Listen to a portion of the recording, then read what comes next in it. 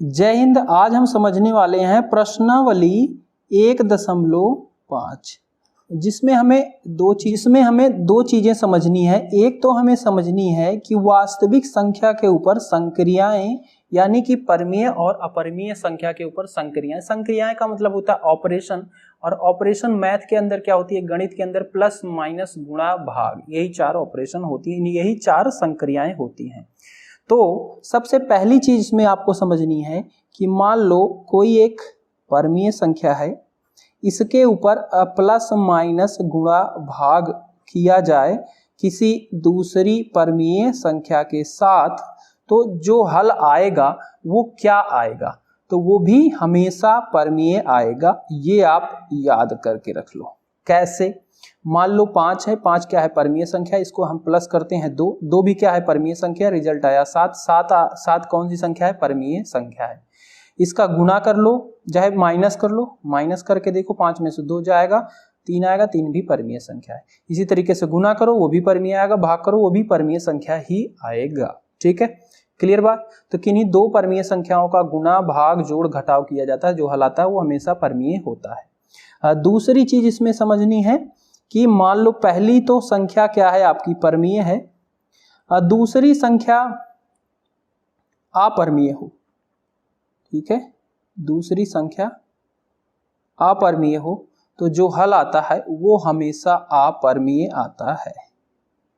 इसको बहुत ही अच्छे से समझो। जैसे 2 क्या है, परमीय संख्या, इसका हम जोड़ कर रहे हैं √3 के साथ। √3 क्या है, अपरमीय संख्या है, तो रिजल्ट क्या आएगा, 2 + 2 धन √3 आएगा, और इसको बोलेंगे अपरमीय संख्या।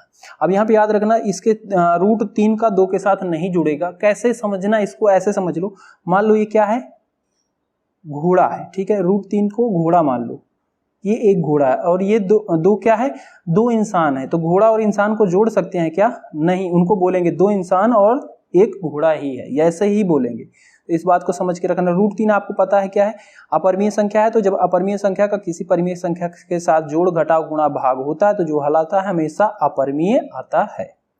ठीक है, परमीय और अपरमीय का जोड़ घटाव गुणा भाग, जो हल आता है हमेशा अपरमीय आता है। तीसरी बात इसमें समझनी कि मान लो पहली भी अपरमीय संख्या हो और इसका जोड़ घटाव गुणा भाग किया जा रहा है दूसरी भी अपरमीय संख्या के साथ, तो जो हल आएगा वो परमीय भी आ सकता है और अपरमीय भी आ सकता है। कैसे? इसका हल करके दिखाते हैं। मान लो √2 है, ठीक है, इसको हम जोड़ रहे हैं √3 के साथ, तो ये भी अपरमीय संख्या, ये भी अपरमीय संख्या है। तो जो हल आएगा, ये क्या बताया अभी, √3 यहाँ पे इसको घोड़ा मान लिया, √3 को घोड़ा मान लिया, और √2 को हम शेर मान लेते हैं। ठीक है, अलग चीजें हैं दोनों, उनको जोड़ के एक बता सकते हैं क्या कि 5 शेर हो गए या ये हो गया घोड़ा हो गया? नहीं, इनको दोनों को बताएंगे कि 1 शेर है और प्लस 1 घोड़ा है, ऐसे ही बताएंगे। तो और ये जो हल आएगा वो भी क्या है, अपरमीय संख्या है। ठीक है, क्योंकि ये भी एक भी अगर अपरमीय संख्या होती तो हल जो होता है अपरमीय होता है, तो यहाँ पे तो दोनों है तो अपरमीय ही होगा। इसी तरीके से √2 गुना √2 कर दें, तो ये आपको पता है रूट के अंदर दोनों संख्याएं क्या होगी, गुना होके 4 बन जाएगा, और वर्गमूल 4 का मान क्या होता है, 2 होता है, और 2 क्या है, एक परमीय संख्या है। ठीक है, तो हमने जब इसका यहाँ पे जोड़ किया था तो ये क्या आया था, अपरमीय आया था। यहाँ पे इसका गुना किया तो परमीय आ गया, और अगर हम इसी का गुना करें √3 के साथ, तब देखो ये क्या हो जाएगा, √6 हो जाएगा, और √6 क्या है, एक अपरमीय संख्या है। ठीक है, तो इसमें दोनों आ सकते हैं, परमीय भी आ सकती है, अपरमीय भी आ सकती है। मैंने 1-2 उदाहरण आपको बता दिए। और दूसरी बात इसमें आपको पढ़नी है प्रश्नावली के अंदर, परमीयीकरण।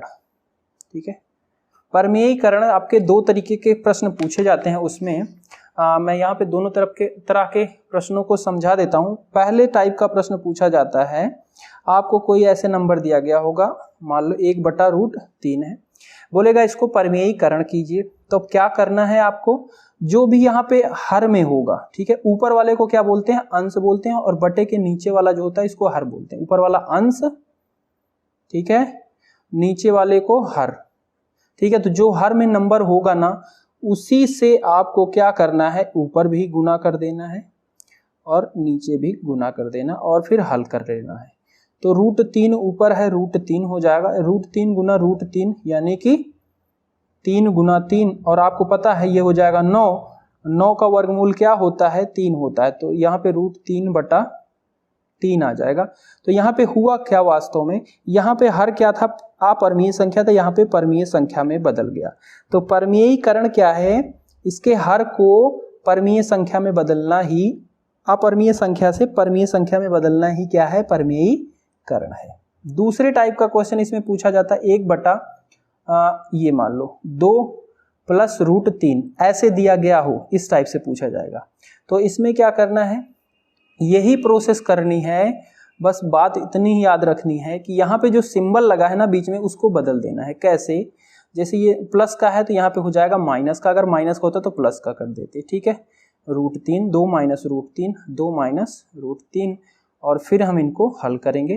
तो ऊपर 2 - √3 बटा ये क्या हो गया, a + b a - b, ठीक है। आपको याद हो formula, a + b a - b का क्या होता है, ये होता है a² - b², ठीक है। तो यहाँ पे वही हो जाएगा, a की जगह पे क्या है 2 है यानी कि 2 का स्क्वायर, माइनस b की जगह पे √3 है, इसका स्क्वायर।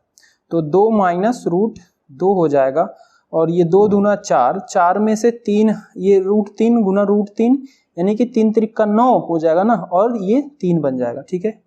√3 गुना √3 ये, ठीक है, ये क्या हो गया, √9 हो गया। वर्गमूल 9 का मान क्या होता है, 3 होता है, तो ये 3 आ गया। तो यहाँ पे ऊपर तो बचेगा 2 - √2 और 2 - √3, ठीक है, 3 है, और नीचे क्या हो गया, 4 में से 3 गया 1। तो यहाँ पे हुआ क्या वास्तव में, यहाँ पे हर में क्या था, अपरिमेय संख्या थी, यहाँ पे क्या बन गई, ये परमीय संख्या बन गई। तो हर का अपरिमेय संख्या से परमीय संख्या में बदलना ही परमीयीकरण कहलाता है। तो आपकी 1.5 प्रश्नावली में बस इतना सा कंसेप्ट है। अगर आपने इतना समझ लिया तो अब आप प्रश्नावली को आसानी से कर सकते हैं।